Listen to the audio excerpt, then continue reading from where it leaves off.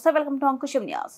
వచ్చే నెల జూన్ 4వ తేదీన హిందూపురం నియోజకవర్గం అన్ని ఏర్పాట్లను పూర్తి చేయడం జరిగిందని, పకడ్బందీగా నిర్వహించడం జరుగుతుందని సత్యసాయి జిల్లా కలెక్టర్ పి అరుణ్ బాబు అన్నారు.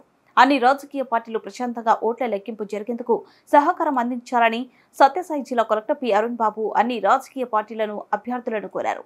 జిల్లాలో ఎవరైనా తప్పు చేస్తే కఠిన చర్యలు తప్పవని, గొడవలు జరగడానికి వీల్లేదని, ఎవరు తప్పు చేసినా క్షమించమని జిల్లా కలెక్టర్ అరుణ్ బాబు ఎస్పీ మాధవరెడ్డి హెచ్చరించారు.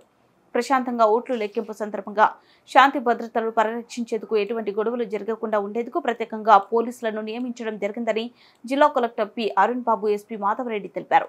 పుట్టపర్తి జిల్లా కలెక్టరేట్లోని మినీ కాన్ఫరెన్స్ హాల్లో సాధారణ ఎన్నికలు 2024 కౌంటింగ్ ప్రక్రియ తదితర అంశాలపై అభ్యర్థులు ఏజెంట్లతో జిల్లా కలెక్టర్ పి అరుణ్ బాబు సోమవారం ఉదయం జిల్లా ఎస్పీ మాధవరెడ్డితో కలిసి సమావేశం నిర్వహించారు. ఈ సమావేశంలో BK Parthasarathi, దుద్దకొంట Sridhar Reddy, Palle Raghunath Reddy, Maqbool Sudhakar, Dharmavaram TDP BJP నాయకులు, తెలుగుదేశం వైసీపీ అభ్యర్థులు, వారి ఏజెంట్ల డిఆర్ఓ, కొండకి అభ్యర్థులు, పలువురు ఏజెంట్లు తదితరులు పాల్గొన్నారు.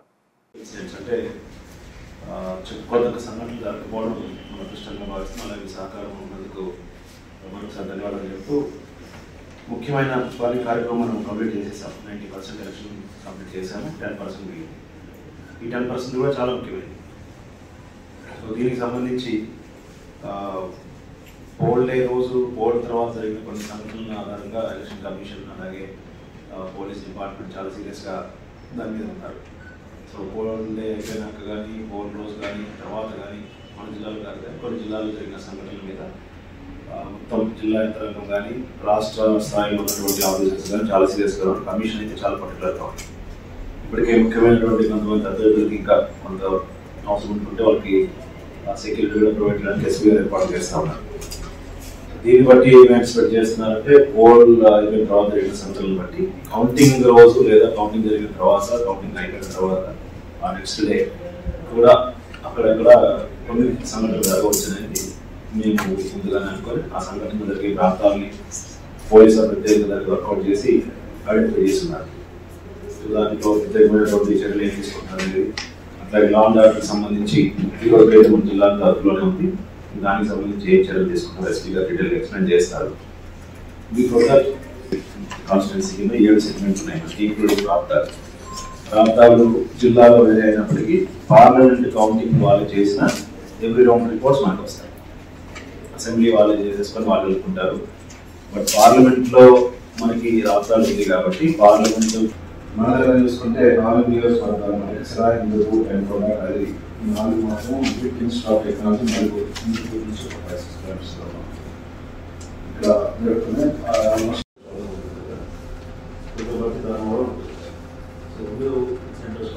బిల్డింగ్స్ సెంటర్స్లో లొకేషన్స్లో కౌంటింగ్ చేస్తున్నాం. సో దానికి తగ్గట్టు మీరు ఏజెంట్స్ అపాయింట్మెంట్ విషయంలో ఎటువంటి రెస్ట్రిక్షన్స్ లేదు. రిపీట్ చేస్తాను. మీరు ఫామ్ 8 ఇచ్చినట్లయితే దాన్ని బట్టి వెంటనే అపాయింట్ చేస్తాము. యాంటిసిడెంట్స్ వెరిఫికేషన్ కానీ, క్రిమినల్ కేసులు ఉన్నాయని కానీ అలాంటివి ఏమి ఈసారి మేము చేయదలుచుకోవాలి. అంటే కొంతమంది పార్టీస్ స్టేట్ లెవెల్లో కొన్ని అపాయింట్మెంట్స్ ఈఓ గారు తీసుకెళ్ళారు. ఈ ఒక్కతోటి అందరికీ కాదు, రాష్ట్రం దగ్గర ఈ ఒక్కతోటి లీజర్స్ని కూడా రాని పరిస్థితి ఏమైనా వస్తుందేమో అనేది వాళ్ళు అప్లికేషన్. కాబట్టి అలాంటిది ఏమీ లేదు. ఎవరైతే అప్లై చేసుకుంటారో వాళ్ళని వెంటనే ఏజెంట్ రీచ్ చేస్తాం. బట్ దానికి కొన్ని నియమ నిబంధనలు ఉన్నాయి. మన హ్యాండ్బుక్లు ఏమైతే ఉన్నాయో దాని ప్రకారం మీకు ఇచ్చినటువంటి క్యాండిడేట్ హ్యాండ్బుక్లో ఉంటాయి. కానీ ఎక్కడ వాయించాలి, ఎంత వయసు ఉండాలి, ఇవన్నీ మీకు ఉంటాయి.